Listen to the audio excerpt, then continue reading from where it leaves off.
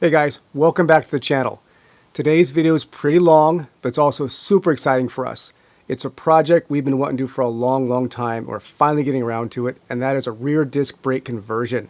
We picked one up from Burley Motorsports recently, but on top of that, we also picked up the Burley Motorsports rear bearing housing and all new bearings. Let's get on this.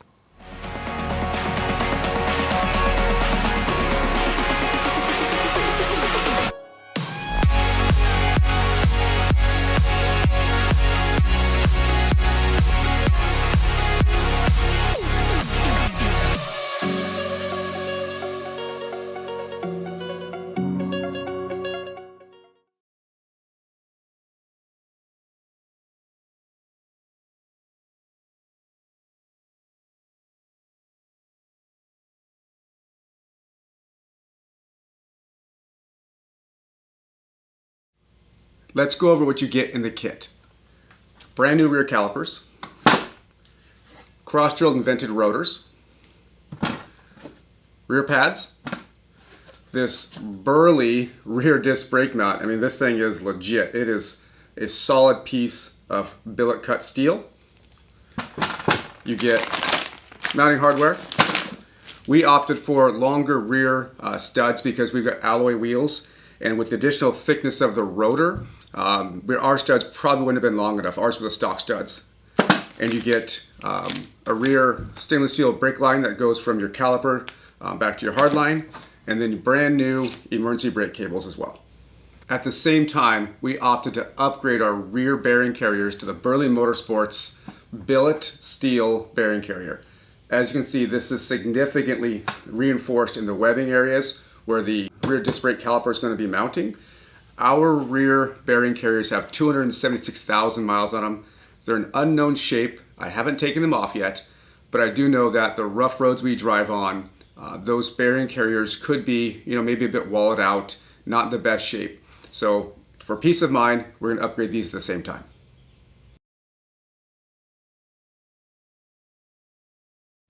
There are a few special tools you need for this job. You're going to need a 46mm socket to get that rear axle nut off. You can use one of these, you kind of hit with a hammer, but you can damage your wheel, and this is just a better way to go overall. With that socket, you need a breaker bar, and since that socket is 3/4 drive, you need a 3/4 drive breaker bar. This probably isn't long enough to get the leverage we need to get that nut off, so we've got a bar we'll slide over to give us the leverage we need to get the nut off, and to get the right torque value to get that nut back on as well. Since we went with the Burley Motorsports rear bearing carrier, we have to get new bearings. We got these from Burley as well. High quality German-made Febbe bearings, inners, outers, and seals. Of course, you'll need grease for those bearings. And since we're putting on new calipers, we have to bleed the system. We went with a high quality Pentosin DOT4 brake fluid.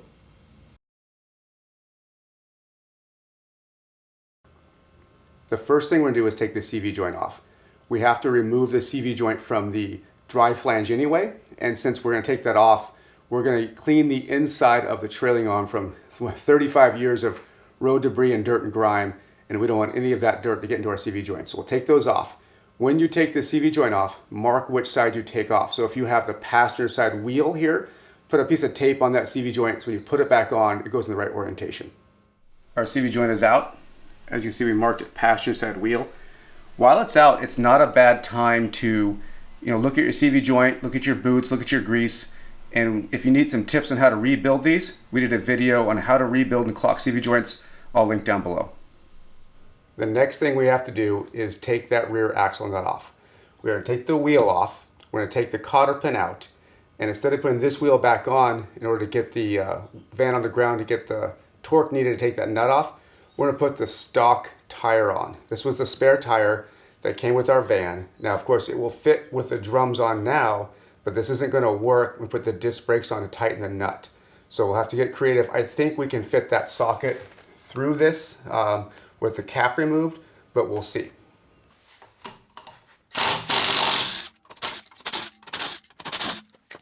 Got our needle nose pliers, and we'll bend the one leg we have left on there.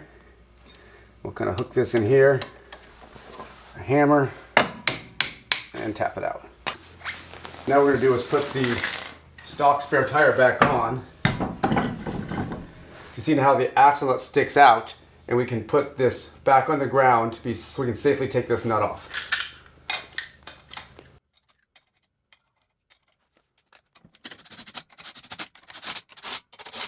With the wheel chocked in the back, emergency brake on, we'll take our 46mm socket on our nut. We'll put our breaker bar on. Just kind of stand the end and open it and take it off.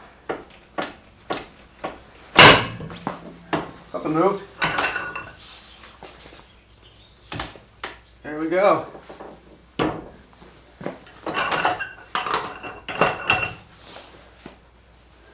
Okay, now that's loose.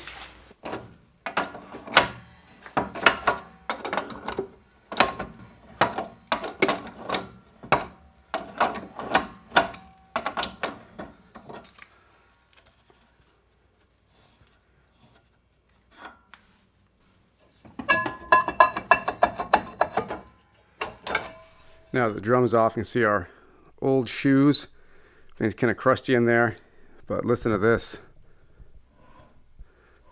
Those don't sound great. I've heard worse, but it'd be interesting to see what they look like in there.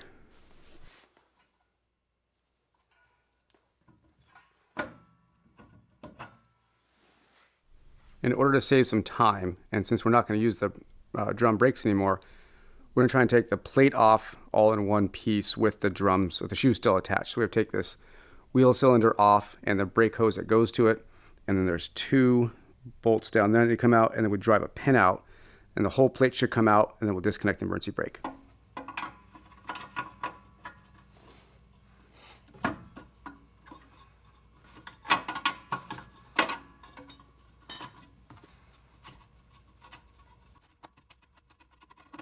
I have a little cap that you can put on this. It'll save us a lot of mess.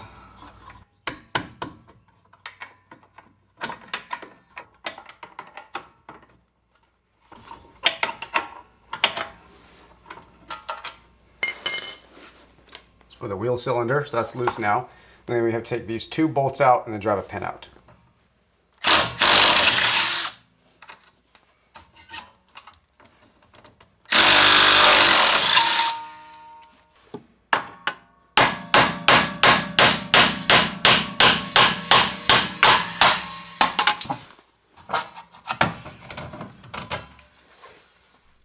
So you can see the bearing housing there. Since we're not going to use the drum brake or the e-brake cable, we'll leave it all attached as one piece, make it super easy for us. So now, take those 4 bolts off to hold the bearing carrier, and we'll get the stub axle and bearing carrier out.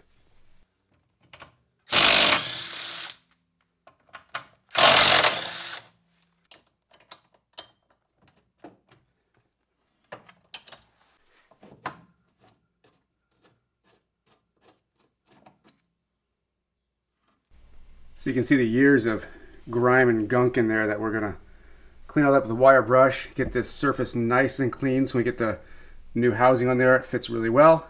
That's why I wanted those CV joints out of there.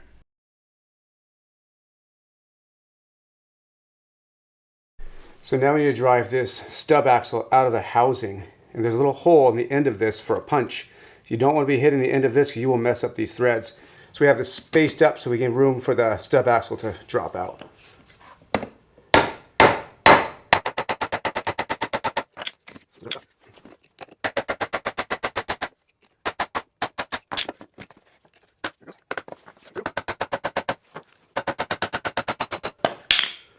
A little taller.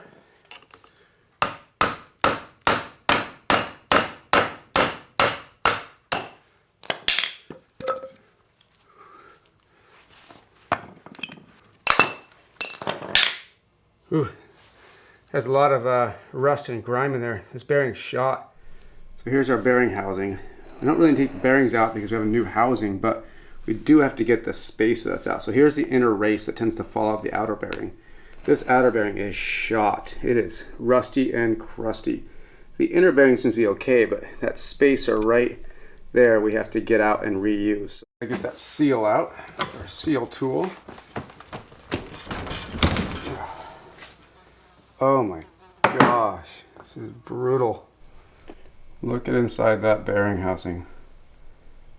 Oh my goodness, that is disgusting. Good thing we're changing these out. So you see the spacer here, so we have to get out. It moves back and forth. And what we're gonna do is we're gonna turn this upside down, drive this to one side, and we can hit the race and tap it, keep moving this side to side and tap this bearing out, and then the spacer will come out, we can reuse it. So we flip the bearing housing over. We need to remove this seal here. There's a circlip in here, and we'll flip it over, we'll move the spacer side to side and tap this bearing out, and then the spacer will come out. The seal out. It's in pretty bad shape, it may come out in pieces.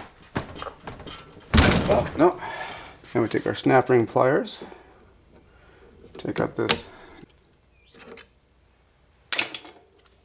You can probably see that spacer, I pushed it sideways. You see just the bottom of that lower bearing race. We're going to take our punch and punch that bearing out, and that spacer will fall out with it.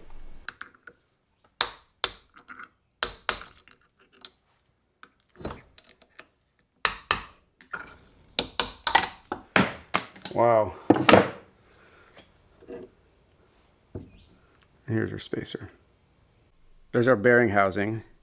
So our inner bearing, and here's our cleaned up spacer. This is what you need to reuse in your Burley housing, or if you're gonna go ahead and put new bearings in your old housing, what you do now is take that on the vise as we had, or a stand, and then tap this bearing out as well. This bearing won't come out like this bearing. It will most likely come out in pieces. As you see, the race here is separate. It slides in and out. So it's gonna fall out, and as you tap this bearing, it doesn't have a lot of strength by itself. It's gonna come out in pieces, which is fine. And then you want to clean this housing up, get all the old grease out, and make sure it looks good. As you saw, our inner bearing just kind of almost, it didn't fall out, but it was a light tap. I've never had a bearing come out that light before. And that was my concern with these housings was, you know, how many miles, how rough it was. You saw how bad this bearing was. It looked like a seal failed. We had water get inside. So this housing might be okay. When I'm done, I'll mic it up and make sure it's good in case we want to sell it or someone needs a spare. But I'm pretty glad now we decided to go with those Burley bearing housings. I think one of the things that holds people back from doing rear disc brake kits on their Vanagons is machining of the hub. It can be a bit intimidating to take this off, and if you don't have access to a lathe, you gotta find a machine shop that's willing to do it. Probably cost you, $75, $100 or so to get these two pieces machined down. But to me, it's the better option to go to get this machine one time, and then forever you can use OEM stock rear rotors. The new Go Westy kit appears to not need to have this machine down, but they're using a proprietary rear rotor, which might be fine. They may produce that thing forever. Obviously, rotors don't wear out every year. But if you're a few years down the road and they decide not to make that kit anymore or do something different, you may be stuck either having to machine your hubs down or buy a whole new kit. So for us, we're going to have these machined down and just do it one time, be done with it.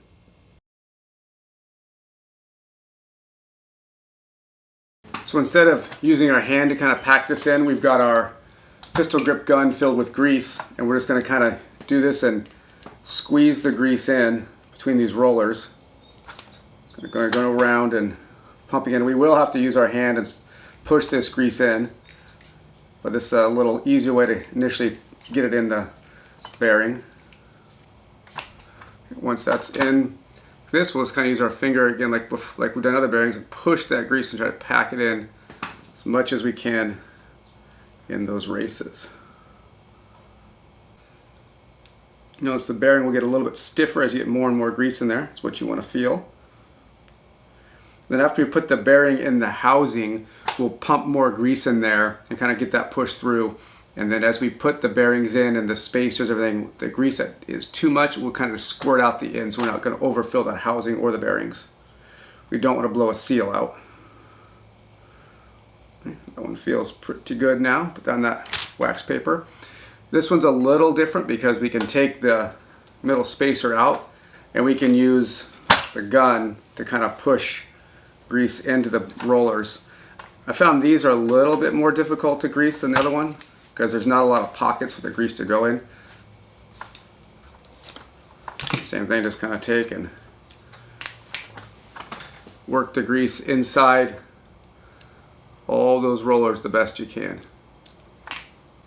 This has a little gap between the outer part of the bearing. You can try and get grease in there, but it's an awfully small gap to try and push grease in. So just do your best to get grease everywhere you can in this. Again, you can't overpack it. It's only going to take what it takes. and the rest will get expelled out. Well, I thought I hit record. I installed the inner bearing and the seal, and I look up and the camera's not going. So I apologize. But here is here is the outer bearing installed. It's a pretty easy tap fit. We just use a little aluminum drift we have to kind of tap on the outer part of the bearing. And then there's a circlip that goes back in, and then we fill that with grease and then tap the seal in. So just like taking it out, putting it back in.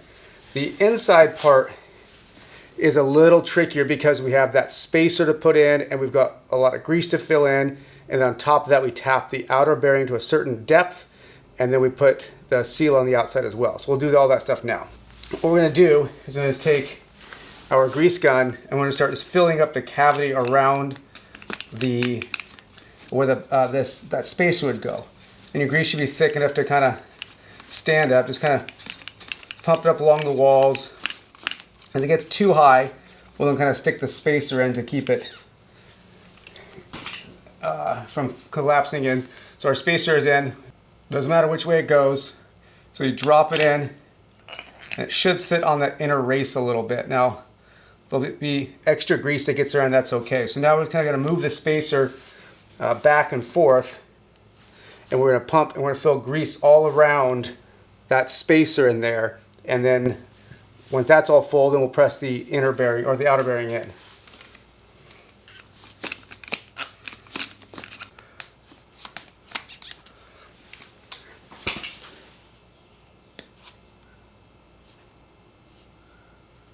Okay, so this is what it looks like now. So we've got the spacer in there, it's packed full of grease all around. Kind of wipe out some of this extra, make sure the spacer's fairly centered. I mean, it'll move around a little bit, that's okay.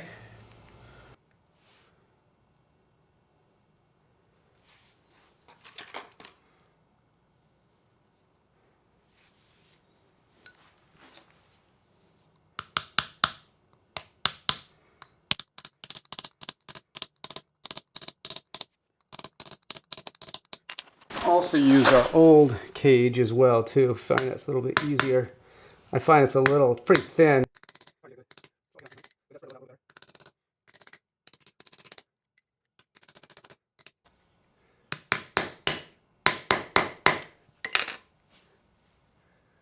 There you go. That looks pretty good.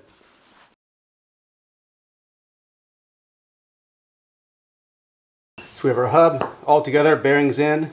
Inside's been cleaned out a little bit, not wiping all the grease off, but just a little bit. We're going to stand this guy up. He's been in the freezer, and we're going to push this right over. What we want to do is, we don't want to hit the housing. This might be a bit too thick. We have another, our old spacer. Kind of want to hit that, make sure it's fully seated. You don't want to hit the housing because then you transfer that energy through the bearings.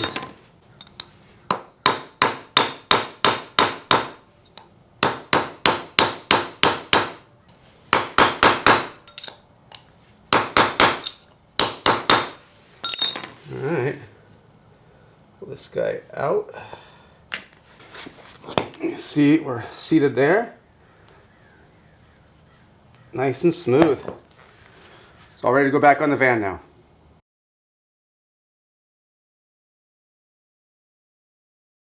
Okay, we got the bearing carrier back on the trailing arm, bolts torqued down to 101 foot-pounds per Bentley. Finally get on to the fun part, which is putting the rear disc brakes on. First, we have to put on our freshly machined rear hub. Luckily for me, I have access to a pretty good machine shop at work, so I went in the other day and just turned this down on the lathe. I'm not a machinist by any means, but I can get this kind of stuff done okay. Pressed in the new longer studs from Burley and gave it a quick paint job to cover up any fresh metal. So let's get this onto the stub axle and get on with this disc brake kit. So before we can put on our new hub, put on our super Burley rear disc brake bracket, this thing is pretty intense. It's nice, it's cut out in the same shape as the rear bearing carrier. So not only do the bolts support it, but this also supports it in rotational. So we'll slip this on. One thing to note is on this upper bracket here, you'll want to slip this bolt in for the upper caliper mount before you fully tighten it up. It's a pretty snug fit, and it hits the bolt back here that holds the bearing carrier housing onto the trailing arm. So slip this in first and then tighten your bolts up.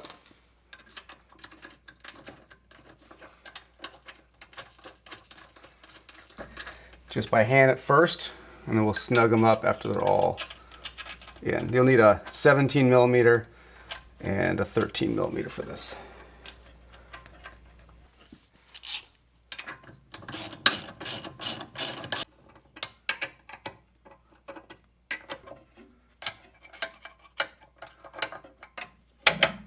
Now that your bracket is on, we can go ahead and put the hub on. We put a little bit of grease on the back side here just to give that seal a little bit of lubrication that goes in. Simple as just sliding it on. And the spline's up, pushing it into the seal. And then we'll thread the nut on to keep this on for now. Of course, we can't torque this down until the wheel's on later.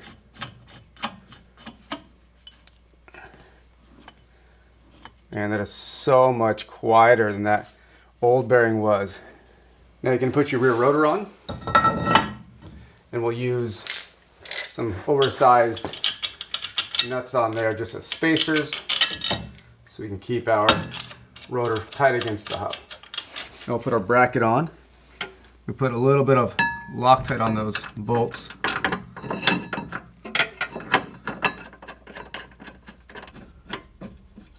Man, that is a beefy bracket.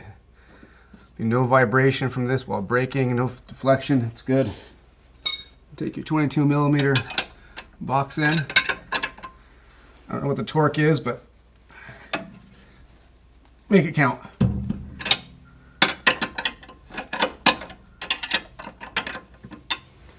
Next, put these little basically sliders for the pads to ride on. They just snap in place top and bottom. Next, we drop the pads in. They're identical inside and out. They have these little springs that kind of retain it against the calipers. This goes in, it slides in there. And this one slides in here. That with the springs about level. So now put the caliper on. We're also going to put the banjo fitting in here because it's kind of hard to get to once it's on. You can tighten it down, but maybe easier to start it now. So we'll start this here, the lower one on first. Just kind of start that by hand and get it loose. Hang there. We'll take our banjo. We taped up one end because it's going to be kind of flopping around for a little bit until we're ready to hook it up. You don't want any dirt in there. So with your banjo fitting, you have a copper washer, the banjo, and a copper washer. And this is what does the sealing. This is going to fit on this way. So get this started. Do not force it if it doesn't go in right. It should all go in nice and easy. Don't want those cross-threaded at all. It'll never seal. As that goes up, line this up, push the caliper in. This upper pin will be pushed in just a little bit. And then take your upper bolt and start it as well. And this will loop over and around and hook up to the stock line up front. Now take your slim 15 and your 13 and tighten up the caliper.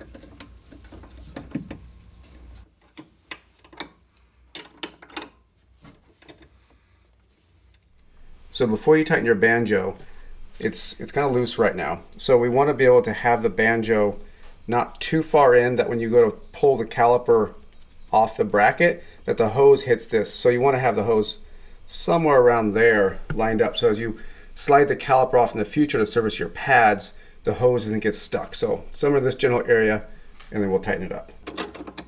You want to over tighten it, just trying to crush those copper washers.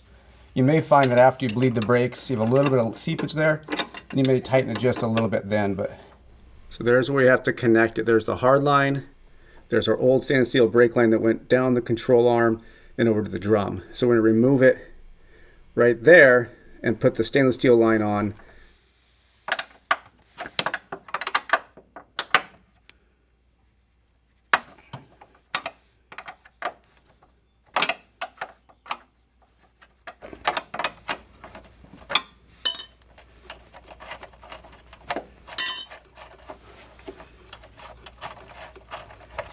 Okay, the old one's popping out. There now. There, what I should have done, which I forgot, is to take that tape off. So I'll take that off real quick. And this pushes through that hole.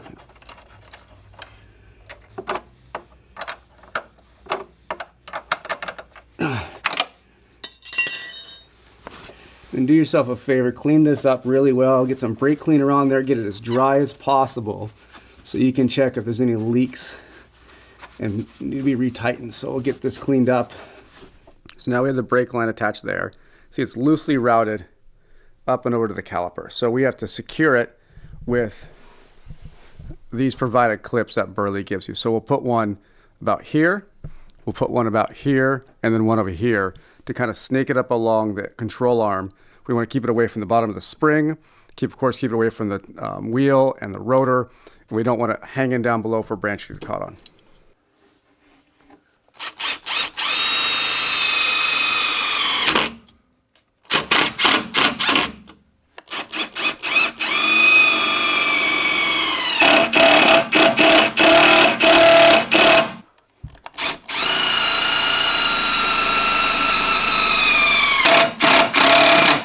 So next we have emergency brake cables. Burley gives you this great brand new emergency brake cable made to fit on these calipers.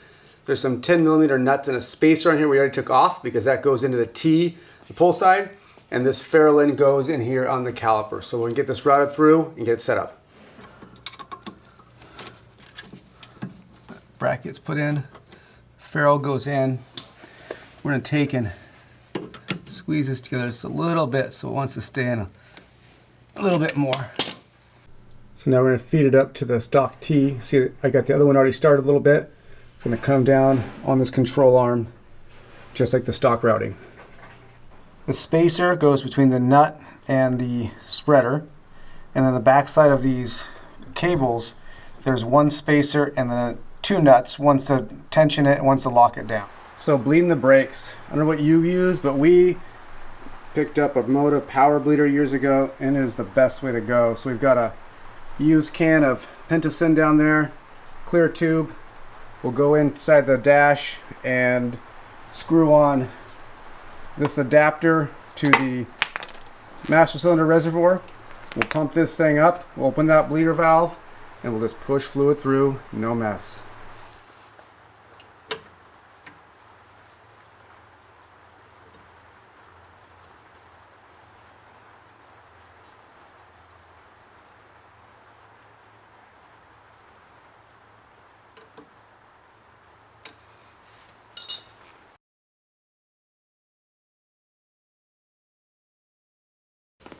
Okay, got the brakes bled, everything looks good to go. We've checked for leaks. I don't see any leaks in the fittings, which is fantastic.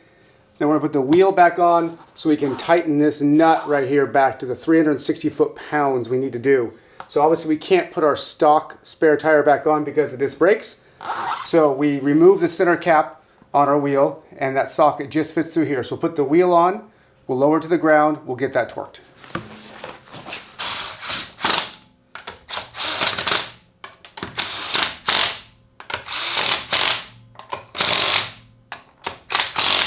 Van's back on the ground, CV joints are installed, it's in neutral, e-brake is on, wheel is chocked.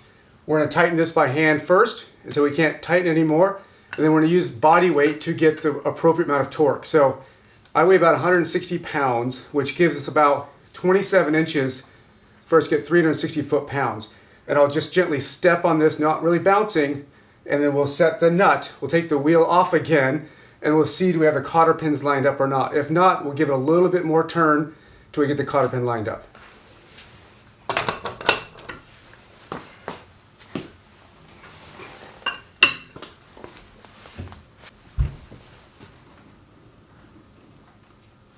Okay. Now we'll take the wheel back off because we really can't. Well, I guess I can see a little bit.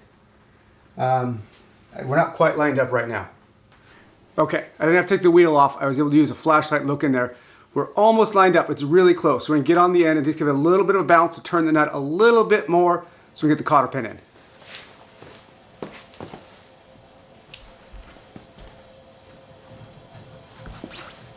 That'll probably do it. Yep, perfect. But now we gotta take the wheel off anyway to get the cotter pin in. So slide it through this slot right here. Tap that in. Take this outer one and we'll bend it up. We'll tap it in. We'll take this one. We'll kind of twist it and around.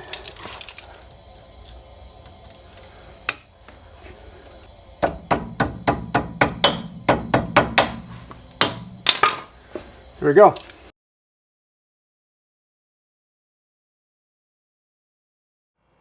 We just drove the van and I don't know what to say besides wow. The rear disc brakes are phenomenal. And our drums weren't the best, I think. The shoes were out of adjustment a little bit, but it stops so much better. It's just solid and smooth. And I don't think the pads are even 100% bedded in yet. So it's just going to get better as it goes. After some adjustments and some cable stretching, the e-brake holds strong. Our driveway's a bit sloped and it is no problem. Pull the thing up and it just sits there like it's supposed to. So we are super happy we got that done. Well, that wraps up this video. As we kind of shown in the beginning, if you're not 100% confident in doing brakes, please let a professional do this. This is something you don't want to mess up. That being said, we're really happy we did the bearings and the disc brakes. As you could see from some of the video, our rear bearings weren't in the best shape. They were growling a bit more than I actually thought they were. And these new bearings are smooth. They should last another 100,000 miles or more. The rear brakes, what do you say? Like, they are just phenomenal. They look fantastic behind those wheels. We won't have to worry about the drums collecting mud and rocks from river crossings. No more stuck emergency brake after it rains. The disc brakes are just phenomenal. The stopping power is great. If you have any questions or comments, please drop them down below and I'll get those addressed. See you next time.